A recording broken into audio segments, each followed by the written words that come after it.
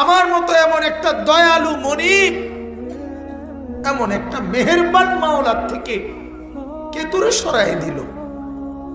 কেন সরে গেলি বাজান? এই যুবক ছেলেরা বলো না বাপ। আজকে যারা এক তোমাদের চেহারা দেখলে অনেকেরই তো বোঝা যাচ্ছে একটা সেজদা কপালে জোটে নাই। এখানে অনেক ছেলে আছে, এখানে আমারে বললে আমি দাঁড় করাইতে পারো, আমি চেহারা দেখলেই বলতে পারো। নামাজ যারা পড়ো নাই, বলো না বাপ, আল্লাহ কি অপরাধ করছে?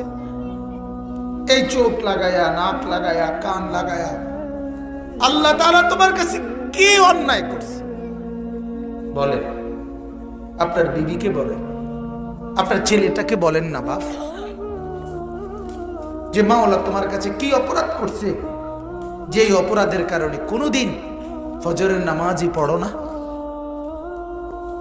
আল্লাহর সাথে কেন রাগ করলেন বলেন? আপনারা যারা নামাজ পড়েন না বাবা, বলেন না আপনারা কেন রাগ করছেন আল্লাহর লগে?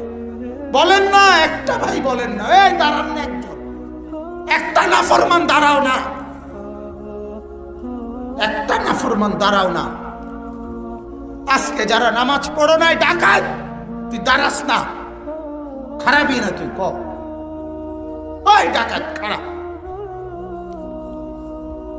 দাঁড়া তুই বেটা, কি বলবি বল? কি কারণ হইতে পারে নামাজ কেন পড়লি না? আল্লাহকে সেজদা দিতে নারাজ কেন? বল বেটা, মালিক তোর সাথে কি অপরাধ করছে?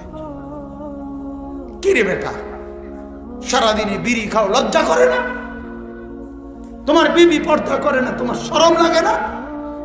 রাস্তার সমস্ত বখাটে দুশ্চরিত্র তোমার বউরে দেখে দেখে হাসে, তোমার বোনরে দেখে দেখে হাসে। তুমি মরে যাওয়া উচিত বেটা,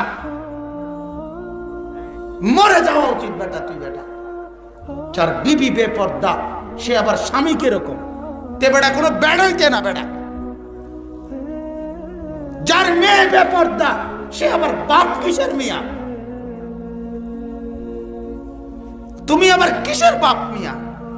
জিন্দিগি বুধু বাতের থালা। বলেন, আমারে মাফ করবেন, আমি শক্ত হলেও কিছু করার নাই, আমার আবেগ আমাকে বলতে হবে। আমি আরেকবার আসবো না না আসবো সে কথা ভাবিও নাই। আমি নতুন আসছি না পুরাতন আসছি এটা দেখারও দরকার নাই। আপনারা আমারে চেনেন না না চেনেন এত কিছু আমার ভাবার দরকার নাই। গায়ে লাগে না ফিডে লাগে এত তান চিন্তা করার দরকার নেই। আপনি বিবেককে বলেন, আপনি আপনার বিবেককে প্রশ্ন নাহলে জবাব দেন। দাঁড়া, আপনি পাড়ার মতো কথা কন, আমরা শুনবো কি কারণ থাকতে পারে। আপনার বিবি কেন নামাজ পড়ে না? তার জন্য কেন খরচ করছেন? যে ছেলেটা নামাজ পড়ে না তার বিদেশের টাকা কেন জোগাড় করছেন মিয়া? মুসলমান লজ্জা লাগে না? ওই ডাকাইতের হাতে ছেড়ে দেন। তুই তোর কামাই তুই কর বেটা, লাগতো না তোর ভাত আমার বেটা, আল্লাহ তোমারে খাওয়াবে। আমি বললাম তোমার ফুতের বিদেশের টিয়া দিয়ে চলতে আর দুনিয়ার মানুষে ভাত খায় না? হ্যাঁ, কয়জনের ফুত বিদেশ থেকে খাবাইয়া একের আলগি দিয়ে লাইছে আমরা জানি না? হ্যাঁ, আল্লাহ তাআলা যার ফুত বিদেশ নাই তার ভাত নাই। কথা বলেন না কেন? হ্যাঁ, যার ফুত একজনও নাই তার জন্য ভাত নাই। যার সন্তান মরে গেছে, ওই বাবা মরে গেছে, আল্লাহ চালায় না তো তাইলে? এজন্য আমি বলছি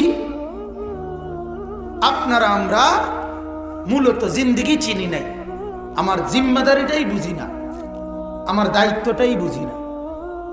আমার দায়িত্ব আমার বিবি নামাজি হবে, এটা আমার জীবন প্রয়োজনে যত কিছু করতে হয়, যত মেল, যত মিটিং, যত দেন, যত দরবার, যত যুদ্ধ, যত সংগ্রাম, যা করতে হয় এবেডির লগে আমার এটা করে যাইতে হবে। বিনিময়ে আমার বউ নামাজি হইতে হবে, এটা হলো আমার সিদ্ধান্ত। আমি মরি বাসি, ভাত ফাই আর না ফাই, আমার ফুতের বউ নামাজি হইতে হইবে, আমার ছেলে নামাজি হতে হবে, আমার মেয়ে নামাজি হইতে হবে। আল্লাহর কসম বাপ, এটা হলো মুসলমানের সিদ্ধান্ত যে পাহাড় নড়ে যাবে, আমি আমার জায়গায় থাকুন।